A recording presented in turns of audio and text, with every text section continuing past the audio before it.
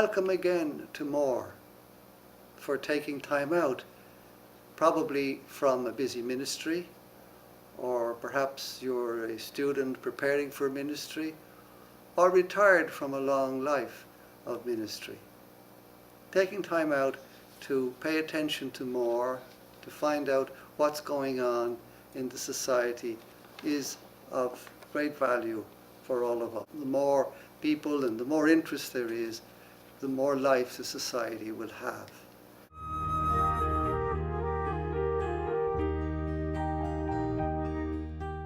I start today talking about ministry, or works of the society. When you probably joined, like most Marists, to do apostolic work, because we joined apostolic communities. Yes, we consecrate our life to God, certainly, and we're religious, we want to try and live in community. But in many ways, the heart of our energy goes into our service of the Lord in apostolic works. Angel of faithfulness, bless us with humor, hope that is real and truth that sets free. Angel of... The society started, as you know, very small, had to. But by the 1960s it had grown considerably, and we had a great variety of works throughout the world in many countries. With these works, we were serving the people in a whole variety of beautiful ways, which we would like to continue. And even later than the 60s, we opened new areas like mission districts and so on to try and widen the scope of our ministry, the extent of it in the world. But realism has to overtake us at the moment in the sense that we have much less resources than before. The congregation is smaller, as the Council of the Society said. We need to be more focused, as the same council asked us, and courageous and international. And this takes us, in fact, to the bringing into reality of two numbers from the general chapter of 2009. The first one, which I'll read, is about the prioritization of ministries. It says in number 12, each province, the district, through its major superior and council, will review and prioritize ministries through a process provided by the general administration.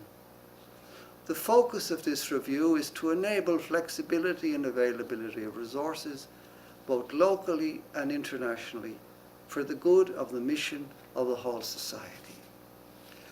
The society still has energy for mission in so many parts of the world. The society wants to have that fire to do the mission according to the mind of Father Colin, to serve the people of God in different ways. But unfortunately, we have to make choices now about what we can continue and what we cannot.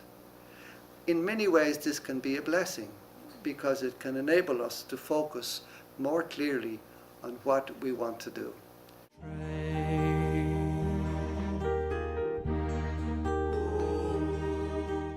In order to make this focus clear, particularly for bigger units that are diminishing, there needs to be some kind of process to prioritize the ministries we want to keep, that we want to give particular energy to and our manpower to.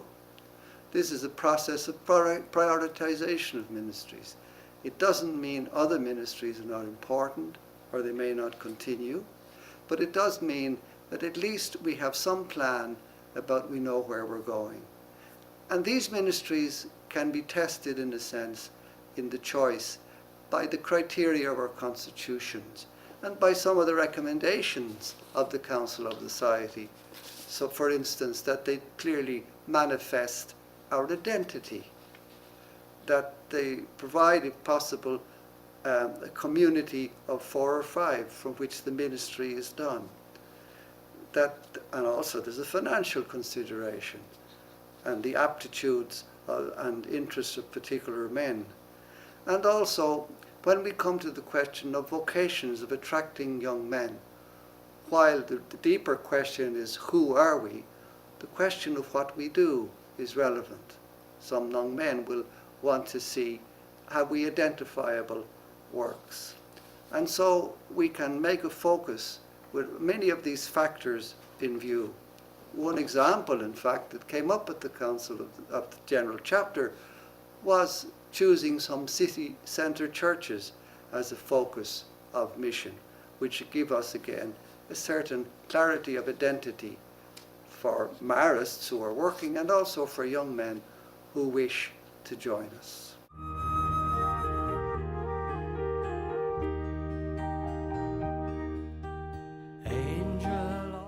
Another element that's related to this but different, or almost a further development of it, is a number from the General Chapter SD 55.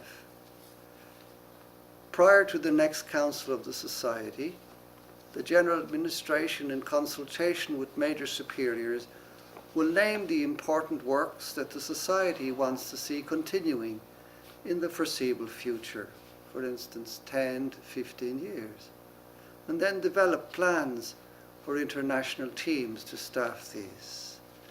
This choice or this selection of a few important works is still going on. It wasn't completed prior to the Council of the Society or at the Council of the Society, but the Council mandated that it continue. At the moment, the General Administration is working with the major superiors on a process to do this. Of course, it's difficult for a number of reasons. One is that not all the works that might be thought of are known by enough major superiors. So how can they make choices? Also, in the end of the day, we probably can only choose a small number of works or ministries given our limited numbers and finances and aptitudes of people and willingness of men to go to international works. In putting these things together, we find that this will be a difficult process.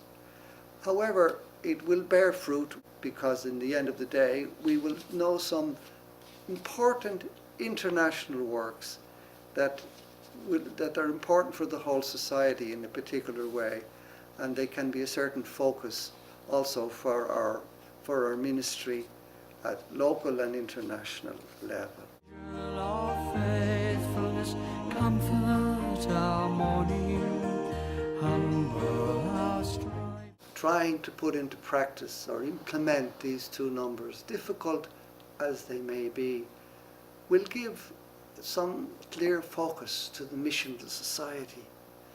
It will give it a place where we can channel the energies of mission that we have, particularly for our younger men, so that the society can reflect again something of that enthusiasm of the early days when it was smaller and was very committed, clearly committed to a limited number of ministries. Let us free our hearts gently and gladly to travel